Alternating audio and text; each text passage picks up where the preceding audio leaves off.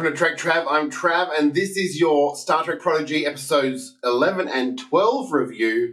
And I just want to begin by saying that these won't all be bi-weekly. This one's just a 2-for-1 sale for you. Episode 11 of Star Trek Prodigy, Asylum, begins with an interesting play. They're coming up to a comm station. It's the closest Federation station. They're all excited. They're nervous. They want to join Starfleet. They get scanned. We find out that Gwyn, they don't know who the hell she is. And obviously Dal, they know who he is, but he has to go to Starfleet. Never seen this. Oh. Report to Starfleet Command. What? What does that mean? I don't know. If you want answers, you have to report to Starfleet Command, I guess. Sounds mighty important.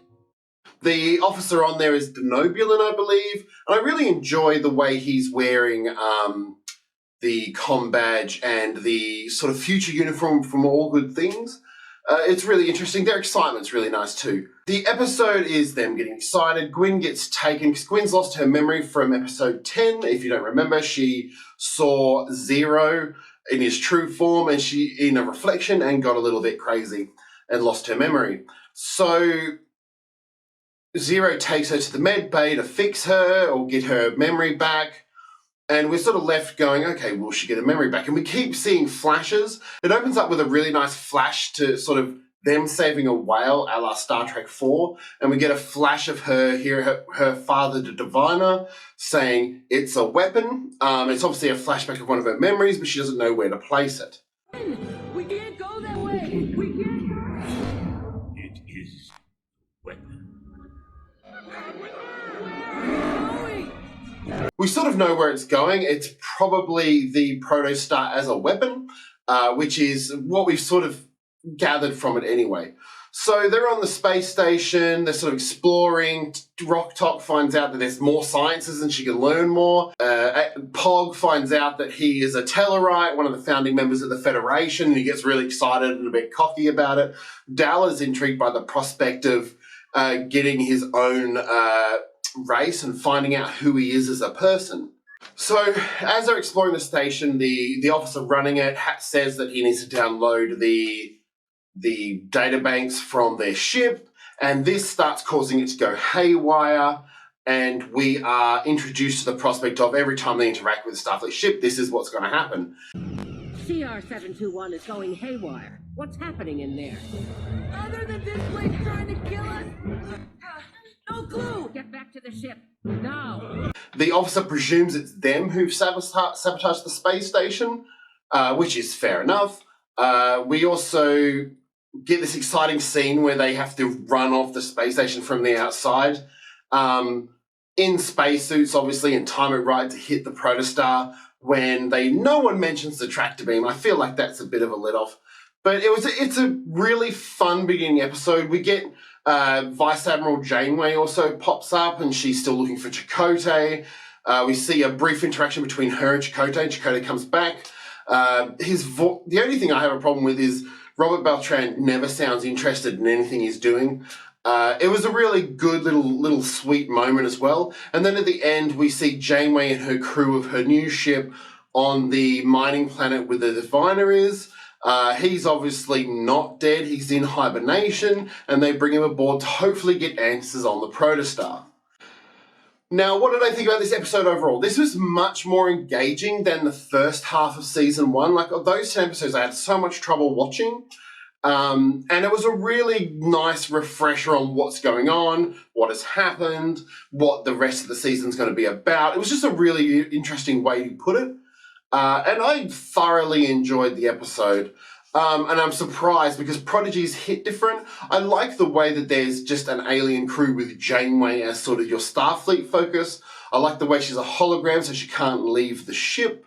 And I still think the theme song is a banger. It is the best of all of the new Trek theme songs. What did you think about this episode? Make sure to write it down. I'm going to go straight on to episode 12 with the reintroduction of the Borg. In the episode Let Sleeping Borg Lie reintroduces us to the Borg. And it's a really interesting sort of take on the Borg as well. The weapon can't be stopped. This is basically what they find out. They can't stop the weapon from destroying any Federation ship they come in contact with. So they decide to just basically look around, and they come up with the idea when they run into a Borg ship to actually go to the Borg ship and see if they have anything in their information database. And basically, when they beam aboard, we get this weird hybrid of TNG Borg with Star Trek Picard Borg cube, and it looks really... It's a nice little take that they didn't go straight for the First Contact Borg or the Voyager Borg. It's a nice mixture of the two generations. I certainly enjoyed sort of bringing the basics of the Borg. They talk about the hive mind. They talk about they won't attack unless they feel threatened.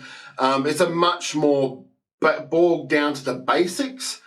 Obviously, the Borg are going to come away because otherwise you narratively do not have a story. And they get to the hub of all the information. The only one who can connect is Zero. Zero connects, but he immediately gets assimilated. We saw this happening, and the Borg start waking up and they try to escape. As they're escaping, we see a big lumbering Borg, like a non-normal humanoid Borg, and that was actually the best thing, because you don't see that outside of the video games, like Elite Force. So Zero's fighting with the Borg in regards to like what he wants to do, and eventually gives in. He enjoys being part of a hive mind because the Medusans obviously have a connected mind. It's an interesting way to put it. The only lacking thing I have is Janeway sort of warns them against going to the Borg ship in the first place. But she doesn't really lay on how bad the Borg are going to be. Like, she sort of just goes, well, I don't agree with this. And then they go anyway. And it's like, no, they were a big threat. And she doesn't... I really thought that they were going to sort of do like a flashback of, or at least explain how terrifying the Borg were. And you sort of get that, but it's not overly terrifying. They all get captured, barring Gwyn. Gwyn goes to rescue them. She can't. She gets handled by the Borg. And then Zero comes in. He's been assimilated. And Gwyn basically goes, you said you wouldn't hurt anyone. You said that you wouldn't hurt anyone again, and da-da-da-da. And he goes, well, you will be assimilated. You won't be hurt. She goes, yes, we will. And it comes to, and it reminds me of an episode of Doctor Who, where essentially Zero defeats the assimilation process by just having strong feelings. I tend to take it as he's a Medusan, so it's harder for them to assimilate him anyway. But it does seem really, really odd. Like, it almost comes down to his love for them is what saves them.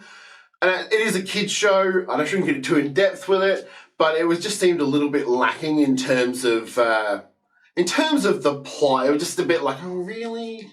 Love? And then obviously they work out they can't get this information. They just know they can't come into contact with any Federation ships, and that's just the way it is. On the Vice Admiral Janeway side story, the Diviner is on board. He's getting some chemicals put into him, and they find out that he's mumbling things, and they're going to find out whether he's awake. We see that the Diviner and Gwyn are from the future, which we knew before, but they're from the future, so the Federation hasn't actually destroyed their civilization yet through First Contact. And it's a really interesting, like, obviously the last second half of the season is going to have an arc like the first part of the season. I certainly feel that these 2 episodes have got me much more invested than the previous 10 episodes. And I think it's because they've nailed the characters now. I feel much more close and connected to these characters. I'm really looking forward to next week, and I'll be reviewing them weekly from now on. So make sure to like, comment, subscribe, share, do your thing. I'm also on TikTok and Instagram and everywhere you could possibly be. So make sure to come back for more Star Trek Prodigy. I've been Trek Trav, and live long and prosper.